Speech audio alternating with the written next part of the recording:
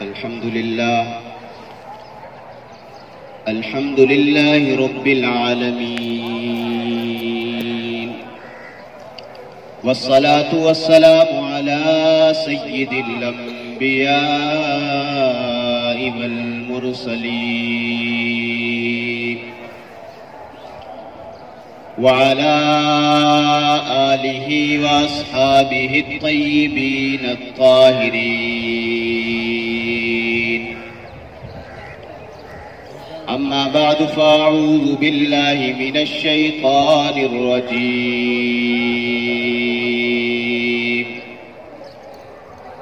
بسم الله الرحمن الرحيم. ولتكبروا الله على ما هداكم ولعلكم تشكرون.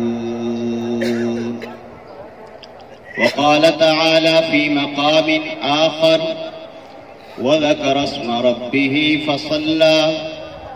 قال النبي صلى الله تعالى عليه وسلم: إن لكل قوم عيدا وهذا عيدنا. صدق الله وصدق رسوله النبي الكريم، ونحن على ذلك لمن الشاهدين والشاكرين، والحمد لله رب العالمين. يا رب صل وسلم دائما أبدا على حبيبك خير الخلق كلهم، هو الحبيب الذي ترجى شفاعته لكل هول من الأهوال مقتحم.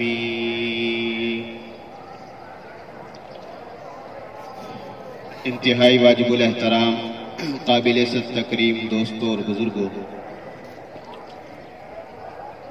آج الحمدللہ انتہائی خوشی اور مسرت کا دن ہے۔ آج کے دن کو مسلمانان عالم عید الفطر کے نام سے مناتے ہیں۔ عید الفطر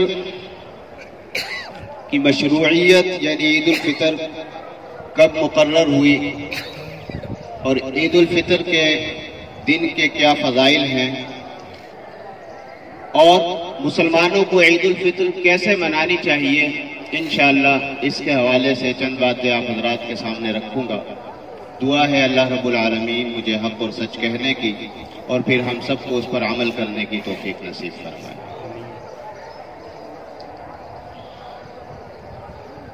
آپ صلی اللہ علیہ وسلم جب مدینہ طیبہ تشریف لائے تو حضرت انس رضی اللہ تعالیٰ عنہ فرماتے ہیں کہ آپ صلی اللہ علیہ وسلم نے دیکھا کہ مدینہ کے لوگ کھیل کود کر رہے ہیں، ناچ گانے اور تفریح کر رہے ہیں،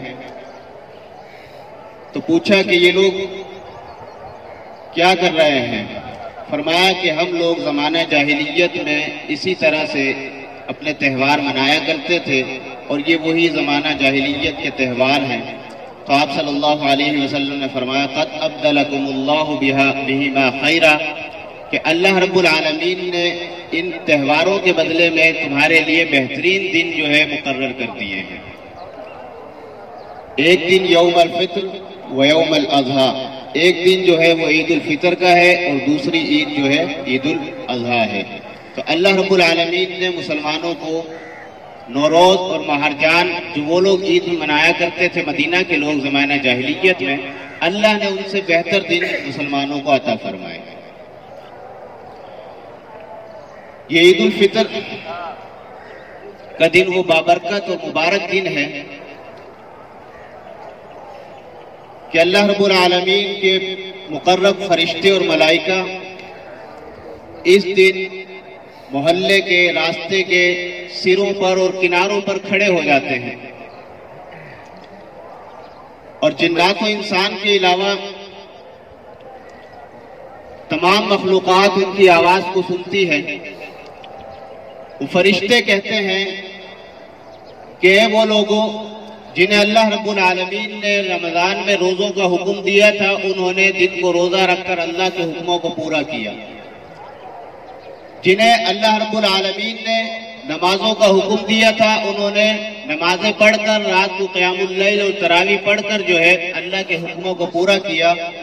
اب اپنے رب کریم کی طرف چلو، وہ رب کریم جو تمہیں بہت زیادہ اجر عظیم عطا کرنے والا ہے اور تمہارے سارے قصوروں کو معاف کرنے والا ہے۔ تو جب مسلمان عیدگاہ پر تشریف لے آتے ہیں، عیدگاہ آ جاتے ہیں، تو اللہ رب العالمین فرشتوں پر فخر کرتے ہیں اور فرماتے ہیں کہ اے میرے ملائکہ، اے میرے فرشتوں، بتاؤ ان لوگوں کی کیا مزدوری ہے، کیا اجر ہے کہ جن لوگوں نے اپنی مزدوری کو پورا کر دکھایا۔ تو فرشتے کہتے ہیں کہ یا اللہ، ان کا بہترین اجر اور بہترین مزدوری یہ ہے کہ ان کو ان کی مزدوری پوری دے دی جائے۔ تو اللہ رب العالمین ارشاد فرماتے ہیں کہ میرے فرشتوں گواہ ہو جاؤ کہ جن لوگوں نے میرے حکموں کو پورا کیا، روزے رکھے، تراویحیں پڑھی، نمازیں پڑھی اور اپنے آپ کو گناہوں سے بچایا، تو اے فرشتوں گواہ ہو جاؤ، میں نے ان کے سارے گناہوں کو معاف کر دیا ہے، اور عیدگاہ سے ایسے بخشے بخشائے چلے جاؤ کہ میں تم سے راضی ہو گیا، تم مجھ سے راضی ہو جاؤ۔ تو یہ عید ہمیں رمضان کے شکرانے کے طور پر عطا کی گئی ہے کہ رمضان المبارک جیسا بابرکت مہینہ اللہ رب العالمین نے ہم مسلمانوں کو عطا فرمایا۔ ہمیں اللہ رب العالمین نے رمضان المبارک میں نمازیں پڑھنے کی توفیق دی، تراویحیں پڑھنے کی توفیق عطا فرمائی، روزے رکھنے کی توفیق عطا فرمائی، تلاوت قرآن پاک کی توفیق عطا فرمائی، ذکر و اذکار کرنے کی توفیق نصیب فرمائی۔ اسی طرح اللہ رب العالمین نے ہمیں اعتکاف میں جن لوگوں کو اللہ نے اعتکاف کی توفیق عطا فرمائی، تو اللہ نے یہ ساری ہمیں نعمتیں رمضان المبارک میں نصیب فرمائی۔ اب یہ رمضان المبارک کے شکرانے کے طور پر اللہ رب العالمین نے ہمیں عید الفطر کا دن نصیب فرمایا،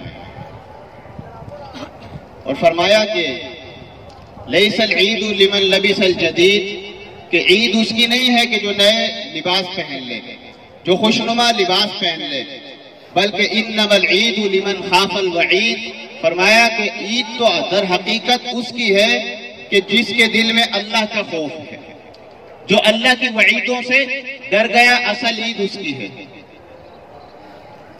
جس نے اللہ کے حکموں کو پورا کیا، رمضان کے روزے رکھے، تراویحیں پڑھی، نمازیں پڑھی، تلاوت کی، ذکر و اذکار کی، اصل حقیقی عید تو اسی کی ہے، کیونکہ عید ہے بدلہ، اللہ کی طرف سے اجر ہے، اللہ کی طرف سے بدلہ ہے، اور بدلہ اسی کو دیا جاتا ہے کہ جو اللہ کے حکموں کو پورا کرے۔ تو یہ اللہ کا انعام ہے اور شکر کا دن ہے۔ اب عید منانی کیسے ہے، اس کے لیے بھی آپ صلی اللہ علیہ وسلم کا اسوہ حسنہ ہمارے سامنے ہے، اکابرین اور اسلاف کا اسوہ حسنہ ہمارے سامنے ہے کہ وہ لوگ خوشی کا موقع ہوتا تھا اسے بھی اللہ رب العالمین کے حکموں کے مطابق مناتے تھے، غمی کا موقع ہوتا تھا اسے بھی اللہ رب العالمین کے حکموں کے مطابق مناتے تھے۔ اسلام وہ واحد مذہب ہے کہ جس نے اپنے ماننے والوں کو ہر طریقہ سکھلایا ہے، غمی کا طریقہ بھی اور خوشی کا طریقہ بھی۔ تو آپ صلی اللہ علیہ وسلم کی عید کیسی تھی کہ اللہ کے نبی صلی اللہ علیہ وسلم عیدگاہ کی جانب تشریف لا رہے ہیں، آپ کے ساتھ صحابہ موجود ہیں، آپ صلی اللہ علیہ وسلم عیدگاہ کی جانب تشریف لا رہے ہیں، دیکھا کچھ بچے کھیل رہے ہیں، ایک بچہ کونے میں کھڑا رو رہا ہے، اس نے کپڑے بھی نئے نہیں پہنے ہوئے، وہ نہایا دھویا ہوا بھی نہیں لگ رہا، اور کونے میں کھڑا ہوا رو رہا ہے۔ اللہ کے محبوب علیہ السلام اس بچے کے پاس آئے اور پوچھا کہ بیٹا کیا بات ہے، آپ نے نئے کپڑے نہیں پہنے، کیا بات ہے، آپ نہیں کھیل رہے، آپ خوش نظر نہیں آ رہے؟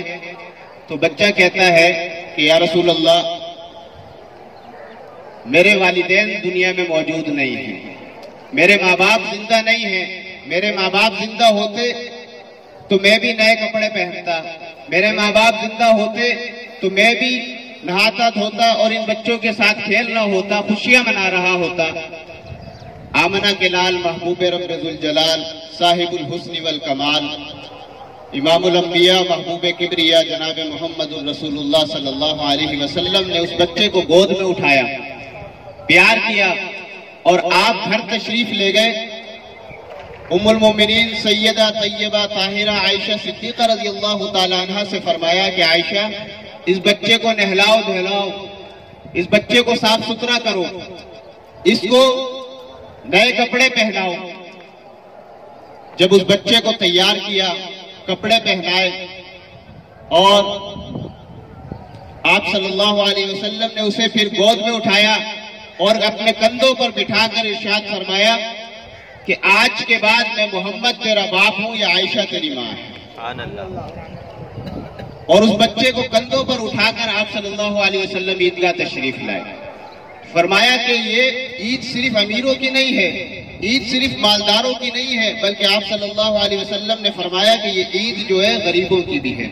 اسی لیے تو صدقۃ الفطر کو مشروع کیا گیا نا کہ صدقۃ الفطر جو ہے ایک تو وہ رمضان میں جو ہم سے کمی کوتاہیاں ہو جاتی ہیں، روزوں میں کوئی لغو اور بیہودہ باتیں ہو جاتی ہیں، اس کا کفارہ ہے، اس میں کمی کوتاہیوں کا جو ہے ازالہ ہے، اور دوسرا یہی ہے کہ اس سے جو غربا ہیں، جو یتیم ہیں، مساکین ہیں، ان کا بھی انتظام ہو جاتا ہے۔ اور روزوں کا جو مقصد تھا کہ فرمایا لعلکم تتقون کہ یہ رمضان المبارک کا مہینہ تم پر روزے اسی لیے فرض کیے گئے تاکہ تم متقی اور پرہیزگار بنو۔ تو اصل چیز یہ ہے کہ رمضان کے بعد بھی اگر ہماری زندگی رمضان جیسی گزرے پھر تو سمجھو کہ رمضان کے روزے، رمضان کی نمازیں، رمضان کی تراویح قبول ہو گئی، رمضان کی عبادات ہماری قبول ہو گئی۔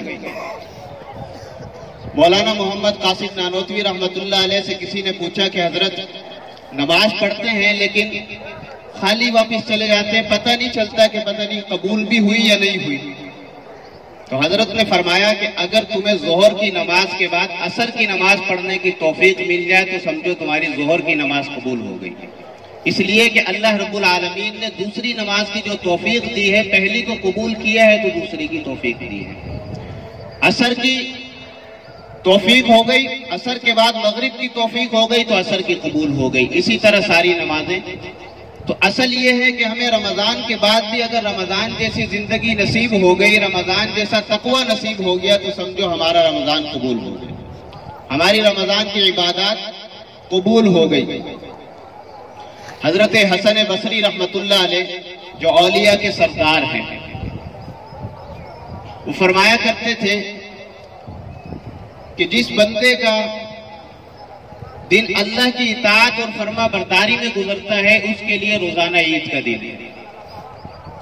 جو معصیت سے خالی دن گزرتا ہے کہ اس نے اللہ کی نافرمانی نہیں کی ہو، اللہ کی نافرمانی نہ کی ہو، کوئی گناہ نہ کیے ہو، سمجھ لو وہ بندہ جو ہے اس کے لیے، اس بندے کے لیے وہ دن عید کا دن ہے۔ سیدنا فاروق اعظم رضی اللہ تعالیٰ، ٹائم مجھے بتا دینا، میرے پاس گھڑی نہیں۔ سیدنا فاروق اعظم رضی اللہ تعالیٰ عنہ کے پاس کچھ حضرات آئے تو دیکھا آپ رضی اللہ تعالیٰ عنہ دروازہ بند کر کے زار و قطان رو رہے ہیں۔ تو لوگوں نے عرض کیا کہ امیر المومنین آج تو عید کا دن ہے، آج تو خوشی کا دن ہے، اور آپ عید والے دن رو رہے ہیں، خوشی کے دن رو رہے ہیں۔ تو فاروق اعظم رضی اللہ تعالیٰ عنہ نے آنسو پہنچ کر، آنسو صاف کر کر فرمایا کہ آج عید کا دن بھی ہے اور وعید کا دن بھی ہے۔ فرمایا کہ اگر نماز روزے قبول ہو گئے، جس کے نماز روزے قبول ہو گئے اس کے لیے عید کا دن ہے، اور جس کے نماز روزے آج کے دن قبول نہ ہوئے بلکہ اس کے منہ پر مار دیے گئے، مردود ہو گئے، تو اس کے لیے اللہ کی طرف سے وعید کا دن ہے۔ اور مجھے پتہ نہیں کہ میرے نماز روزے قبول ہوئے بھی ہیں۔ فاروق اعظم جیسی شخصیت کہ جن کے بارے میں اللہ کے نبی علیہ الصلوۃ والسلام نے دنیا ہی میں جنت کی بشارت دی، فاروق فی الجنہ، عمر فی الجنہ، وہ فاروق اعظم کہ جن کا محل اللہ کے محبوب علیہ الصلوۃ والسلام جنت میں دیکھ کر آئے ہیں، وہ فاروق اعظم کہ جن کے بارے میں اللہ کے نبی علیہ السلام نے فرمایا لو کان بعدی نبی لکان عمر، کہ اگر میرے بعد کوئی نبی ہوتا تو وہ عمر بن خطاب ہوتا۔ تو یہ حضرات تھے، انہیں معلوم تھا کہ ہم نے جو ہے زندگی کیسے گزارنی ہے، تقوی کیسے اختیار کرنا ہے، اور اللہ رب العالمین کا خوف ان کے دلوں میں موجود تھا۔ شیخ عبد القادر جیلانی رحمۃ اللہ علیہ، پیران پیر، سید الاولیاء، انہوں نے کچھ اشعار لکھے، ان کا ترجمہ یہ ہے، فرمایا کہ لوگ کہہ رہے ہیں کل عید ہے، لوگ کہہ رہے ہیں کہ کل عید ہے، لیکن میں اس دن عید سمجھوں گا جس دن دنیا سے میں اپنا ایمان محفوظ کر کے چلا گیا۔ یہ شیخ عبد القادر جیلانی رحمۃ اللہ علیہ ہے کہ جو اولیاء کے سردار ہیں، یہ فرما رہے ہیں کہ میں اس دن عید سمجھوں گا جس دن میں اپنا ایمان محفوظ کر کے چلا گیا۔ تو یہ اللہ رب العالمین کی طرف سے ہمیں جو دن نصیب ہوا ہے، اس میں ہمیں دو کام کرنے ہیں۔ ایک تو اللہ کا شکر ادا کرنا ہے کہ اللہ نے ہمیں عید جیسا مبارک دن عطا فرمایا ہے، اور دوسرا استغفار کرنا ہے کہ ہم سے جو کمی کوتاہیاں ہو گئی، جو ہم سے غلطیاں ہو گئی، رمضان المبارک میں جس طرح حق تھا ہم اس طرح حق ادا نہ کر سکے، اس پر ہمیں اللہ سے استغفار کرنا ہے۔ اور تیسری چیز صلہ رحمی کرنی ہے، صلہ رحمی۔ فرمایا کہ جو شخص یہ چاہتا ہے کہ اس کے رزق میں برکت ہو اور اس کی عمر میں برکت ہو تو وہ صلہ رحمی کرے۔ آج ہم دیکھیں نا، آپس میں بھائی جو ہے ایک دوسرے سے ناراض ہے، آج رشتہ دار ایک دوسرے سے ناراض ہیں، تایا چاچا، خالہ ماموں پھوپھیاں، آپس میں یہ جو قریبی رشتے ہیں، یہ ہم لوگ سالہ سال گزر جاتے ہیں، کسی سے بات کرنے کے لیے تیار نہیں ہیں۔ تو صلہ رحمی کرنی ہے، ایک دوسرے کو معاف کرنا ہے، لوگوں سے ملنا ہے اور گلے لگا کر انہیں معاف کرنا ہے۔ تو یہ کام ہم نے آج کے دن کرنے ہیں اور اللہ کا شکر ادا کرنا ہے۔ اللہ تعالیٰ یہی جو رمضان میں ہمیں اللہ نے توفیق نصیب فرمائی، اللہ تعالیٰ یہی توفیق ہمیں عید کے بعد بھی نصیب فرمائے کہ ہماری زندگی یہی رمضان والی تقوی والی زندگی ہو۔ اللہ تعالیٰ عمل کی توفیق نصیب فرمائے۔ عید کی نماز کا طریقہ سن لیں۔ پہلے تکبیر تحریمہ ہوگی، تکبیر تحریمہ کے بعد میں بھی ثنا پڑھوں گا، آپ حضرات نے بھی ثنا پڑھنی ہے۔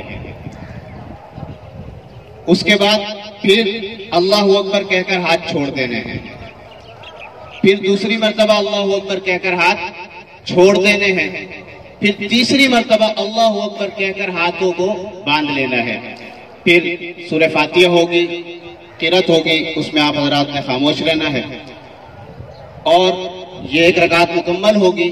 اس رکعت کے بعد دوسری رکعت کے لیے جب کھڑے ہوں گے، سورہ فاتحہ ہوگی، قرأت ہوگی، اور اس کے بعد پھر اللہ اکبر کہہ کر ہاتھوں کو چھوڑ دینا ہے۔ قرأت کے بعد پھر اللہ اکبر کہہ کر ہاتھوں کو دوسری مرتبہ بھی چھوڑ دینا ہے، پھر تیسری مرتبہ اللہ اکبر کہہ کر ہاتھوں کو دوبارہ چھوڑ دینا ہے، اور چوتھی مرتبہ اللہ اکبر کہہ کر رکوع میں چلے جانا ہے۔ اسی طرح یہ بھی رکعت مکمل ہو جائے گی۔ اس کے بعد خطبہ ہوگا، خطبے کو اسی طرح سننا ہے جیسے جمعے کے خطبے کو سنتے ہیں، اور خطبے کے بعد پھر انشاءاللہ دعا ہوگی۔